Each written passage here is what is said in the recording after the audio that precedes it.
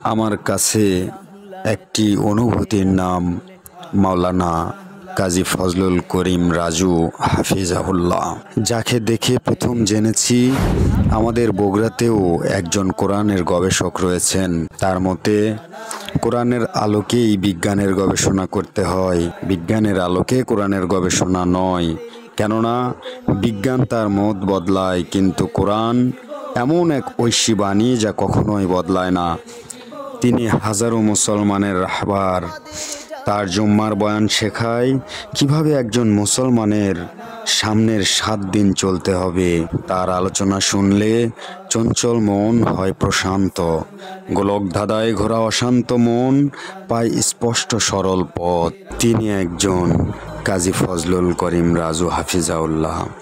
তিনি শুধু মেম্বর নয়, ছুঁয়েছেন হাজারো মানুষের হৃদয়।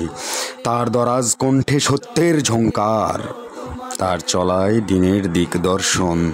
তার নেই কোনো জৌলস, রয়েছে কেবল অন্তরের দীপ্তি। ছাত্র, তরুণ, প্রবীণ সবাইকে তিনি আলোকিত করছেন নিজের মতো করে। অর্জিত এলেম বিলিয়ে দিতে তার ছুটে চলা দিক দিগন্তে। আল্লাহ সুবহানাহু ওয়া তাআলা ওনাকে আমাদের মাহফিলে কবুল ফরমান।